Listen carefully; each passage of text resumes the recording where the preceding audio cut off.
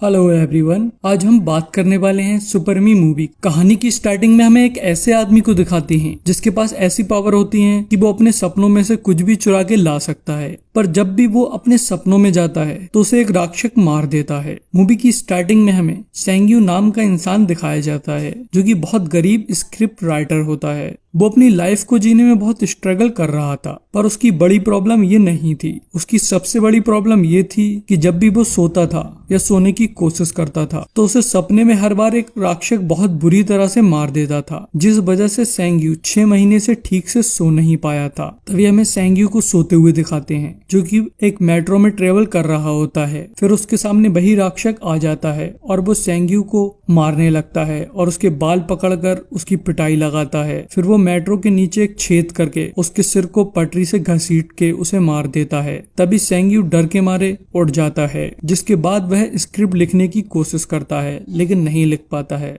क्योंकि ना सोने की वजह से वो कंसंट्रेट नहीं कर पा रहा था। उसके बाद में उसका मकान मालिक भी उसके दरवाजे पर आकर खटखटाने लगता है और किराया मांग रहा होता है क्योंकि उसने अभी तक किराया नहीं दिया था। तो वो अपने मकान मालिक से बचने के लिए अपनी खिड़की से बाहर जाता है और फिर उसके बाद में वो एक फूड स्टॉल पर जाता है जहां वो एक एगलेस पैनकेक मांगता है क्योंकि उसके पास में इतने पैसे नहीं होते हैं कि वो सही तरीके से अपना पेट भर खाना खा पाए। लेकिन वो फूड स्टॉल वाला आदमी उस पर दया कर उसे एक एग वाला पैनकेक दे देता है। उसके बाद में सेंग्यू अपने सामने की एक कैफे में एक लड़की को देखता है जिसका नाम हुअर होता है, जो कि सामने के कैफे की मालकिन थी। वो सेंग्यू की क्रश थी। तभी वो अपना खाना खाने लगता है तो उसके पीछे से उसका मैनेजर दोस्त आ जाता है। तो सेंग्यू उसे देखकर वहां से भागने लगता है क्योंकि उसने अभी तक स्क्रिप्ट को पूरा नहीं किया था और भागने के दौरान उसका पैनकेक भी गिर जाता है। लेकिन फिर भी उसका दोस्त उसे पकड़ लेता है और वो लोग एक रेस्टोरेंट में जाते हैं जहां उसका दोस्त नूडल खा रहा होता है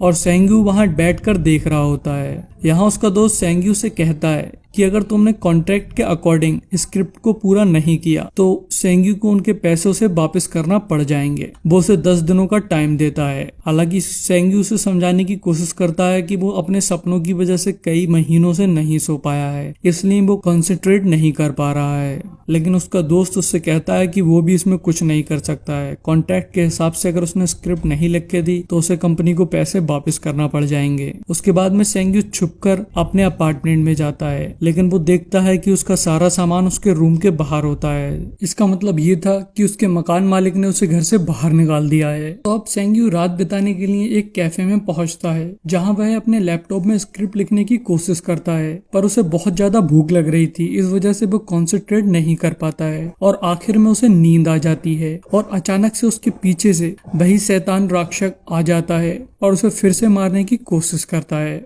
वह उसे जंजीरों से जकड़ लेता है और उसका गला दबा देता है और उसका सर टेबल में जोर जोर से मारने लगता है। तभी सेंग्यू की आंख खुल जाती है और उसे पता लगता है कि ये उसका सपना था। तभी वो नजर घुमा के देखता है तो उसका लैपटॉप चोरी हो चुका था, जिससे सेंग्यू बहुत दुखी हो जाता है। और अब सेंग्यू अपनी लाइफ की ये इतनी सारी परेशानियों को नहीं झेल पाता है। उसे अपनी हकीकत और सपने के बीच में अंतर पता नहीं लग पा रहा होता है। इन सारी परेशानियों से छुटकारा पाने के लिए सेंग्यू सुसाइड करने का डिसाइड करता है। वो एक बिल्डिंग पे चढ़कर अपने दोस्त को मैसेज करता है कि वह उसकी स्क्रिप्ट पूरी नहीं कर पाएगा क्योंकि वह सुसाइड कर रहा है। पर जब सेंग्यू यहाँ से कूदने वाला होता है तो उसे वही फूड स्टॉल वाला आदमी रोक लेता है जिसने उसे एक पैनकेक खिलाया था। वह उसके साथ बैठता है और उसे खाना खिलाता है और उससे कहता है, अब से जब भी तुम्हें बुरा सपना दिखे तो तुम आई एम ड्रीमिंग बोलना, जिससे तुम अपने सपने से बाहर आ जाओगे। जिसके बाद सेंग्यू मरना कैंसिल करता है और अपना फोन बेचकर अपने लिए खाना खरीदता है और एक स्टोर के बाहर बैठकर खाना खाने लगता है।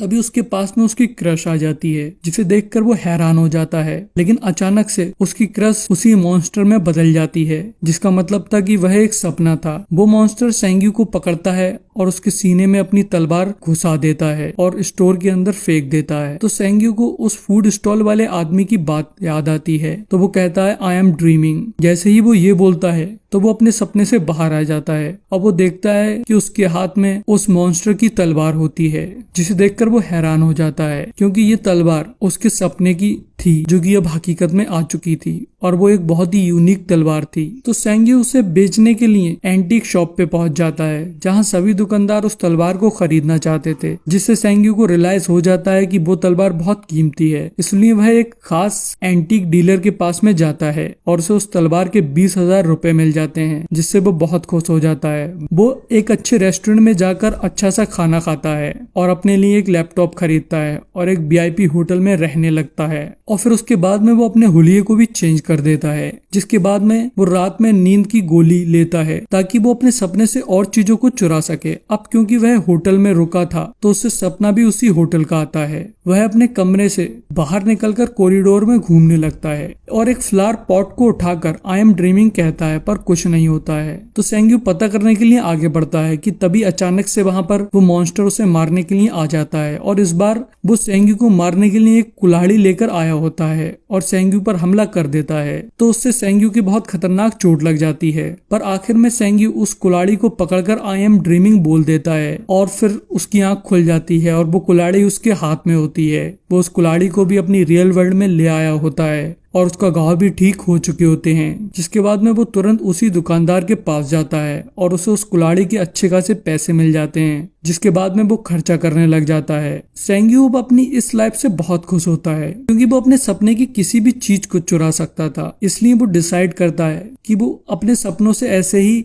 सामान लाता रहेगा। तभी रात को वो एक प्लान बनाता है जिसमें वह सोने से पहले एक किताब में एक म्यूजियम का फोटो देखता है जिसमें बहुत सारी एंटीक चीजें थी, और जब वो सोने के बाद में सपने में जाता है तो वो उसी म्यूजियम में पहुंच जाता है। सेंग्यू उस म्यूजियम की सारी एंटीक चीजों को देखने लगता है और सबसे महंगी चीज को रखकर राक्षस के आने का वेट करता है। इस बार राक्षस सेंग्यू को मारने के लिए एक मशीन गन लाया था, जो कि सेंग्यू ने बिल्कुल भी नहीं सोचा था।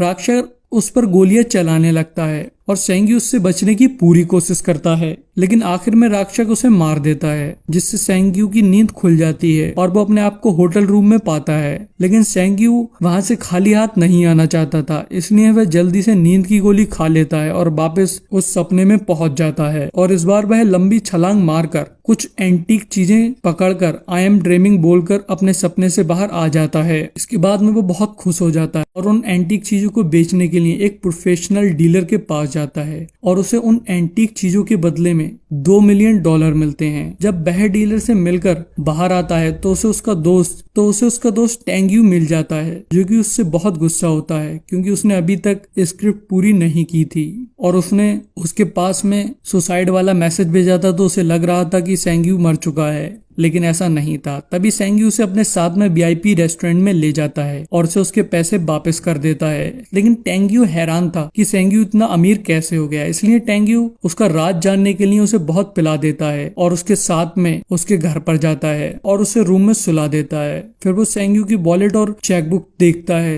जिसमें बहुत ही पैसा होता है, जिसके बाद में सेंग्यू अचानक से जाग जाता है और उसके हाथ में गोल्ड की चैन आ जाती है, जिसे देखकर टेंग्यू बहुत डर जाता है और अब वो सेंग्यू का राज जान चुका था। वो सेंग्यू से कहता है कि अब से वो उसी के साथ रहेगा। अगले दिन सेंग्यू को पता चलता है कि हुआ अपना कैफे बेच के वहां से जाने वाली है, तो इसलिए सेंग्यू उस रेस्टोरेंट को खरीद लेता है और उससे डील करता है कि अगर प्रॉफिट हुआ तो वो दोनों लोग आधा आधा पैसा करेंगे और अगर लॉस हुआ तो उसे सेंग्यू भरेगा। जिसके बाद में सेंग्यू और हुआ के बीच में काफी बातचीत होने लग जाती है। अब सेंग्यू वापस अपने होटल में आकर फिर से अपने सपने को देखने के लिए जाता है और टेंग्यू बाहर बैठकर उसकी बॉडी को प्रोटेक्ट कर रहा होता है। अब सेंग्यू अपने सपने में बहुत एक्सट्रीम लेवल तक जा चुका था। अब उसका अपने सपनों पर खुद का कंट्रोल था, इतना कि अब वो राक्षस को भी मार देता था। वो अपने सपनों में मनमानी करता था और वो वहां से बहुत सारी महंगी महंगी एंटीक चीजें ला रहा था। वह अपने सपने से एक लाल कलर की लग्जरी गाड़ी भी बाहर ले आता है। फिर एक दिन जब वह अपने कैफे में बैठा हुआ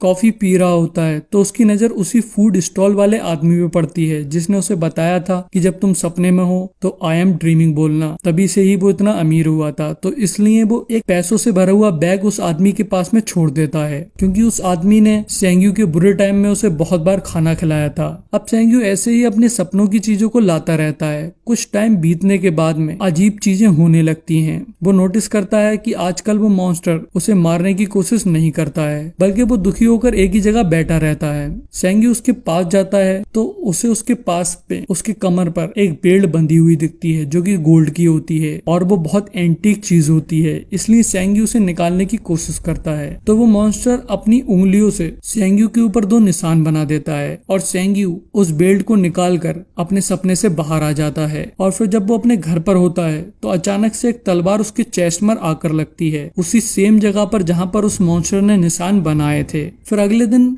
सेंग्यू खजाना लूटने का प्लान नहीं बनाता है, वह अकेला सो जाता है। वो अपने सपने में एक बहुत बड़ी बिल्डिंग पर पहुंच जाता है जिसके ऊपर उसे एक आदमी मिलता है जो कि उसका इंतजार कर रहा था। सेंग्यू जब उसके पास जाकर उसे देखता है तो वो आदमी कोई और नहीं बल्कि खुद ही सेंग्यू था, जिसे देखकर सेंग्यू बहुत घबरा जाता है और वापस अपने सपने से बाहर आ जाता है। अब उसके चेहरे और कांधे पर बहुत सारे निशान थे जो कि कई बार सपने में उस मॉन्स्टर ने सेंग्यू को दी थे। तो सेंग्यू की समझ में कुछ नहीं आता है, इसलिए वो इस बारे में बात करने के लिए फूड स्टॉल वाले आदमी के पास जाता है। पर रास्ते में कुछ गैंगस्टर उसे किडनैप कर लेते हैं और अपने साथ ले जाते हैं। यहाँ उन गैंगस्टर का लीडर सेंग्यू से $10 मिलियन मांगता है। तो सेंग्यू अपने दोस्त टेंग्यू के जरिए उन्हें वो पैसा दिलवा देता है, पर वो गैंगस्टर उसके दोस्त को भी किडनैप कर लेते हैं, जिसके बाद में वो लोग उसके अपार्टमेंट पे जाते हैं जहाँ उन्हें बहुत सारी एंटीक और यूनिक चीजें रखी हुई दिखाई देती हैं जिन्हें सेंग्यू अपने सपनों से बाहर निकाल कर लाया था। लेकिन तभी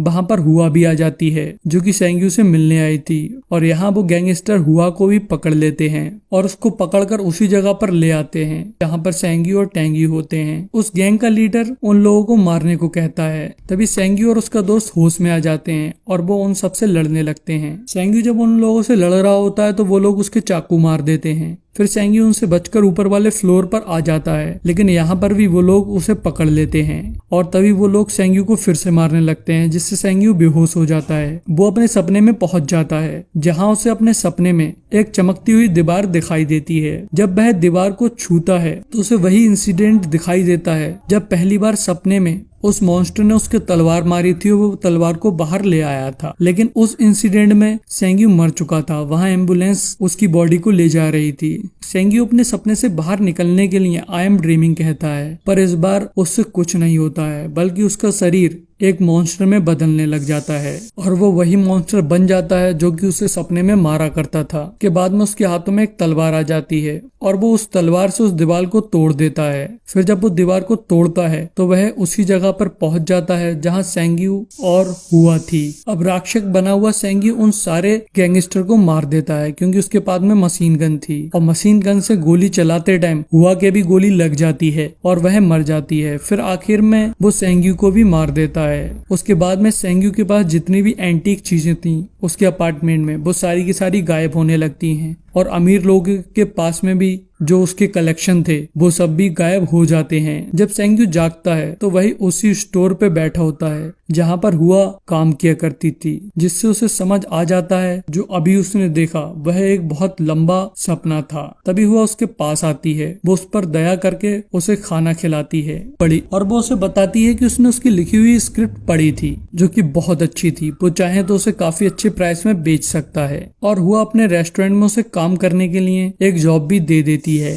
जिसके बाद में सेंग्यू की लाइफ धीरे धीरे बिना किसी सपने से चीज चुराए हुए उसकी लाइफ स्टेबल हो जाती है और वह अपनी स्क्रिप्ट भी पूरी कर लेता है, जिसे बेचकर उसे काफी अच्छे पैसे मिल जाते हैं। और फिर वो एक दिन उस फूड स्टॉल वाले आदमी के पास जाता है तो उसे वो आदमी उसके वो पैसों का बैग वापस कर देता है जो कि उसने उस फूड स्टॉल वाले आदमी को उस सपने वाले टाइम पर दिया था। अब सेंग्यू ये सब नहीं समझ पाता है कि ये रियलिटी है या फिर सपना है, तो वो फूड स्टॉल वाला आदमी उसे अपने पेट पर एक घाव दिखाता है और उससे कहता है कि उसके पास भी वही शक्तियां थी जो कि सेंग्यू के पास थी और उसने भी वही गलतियां की थी जो कि सेंग्यू ने की हैं। लेकिन फिर वह समझ गया कि नॉर्मल जीवन जीना ही सही तरीका है और यही इस मूवी का एंड हो जाता है। सो गाइस, अगर वीडियो अच्छी लगी हो तो चैनल को सब्सक्राइब कर दें।